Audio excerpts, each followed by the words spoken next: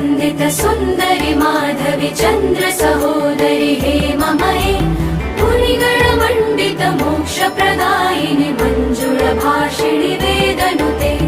पङ्कजवासिनि देव सुपूजित सद्गुणवर्षिणि शान्तियुते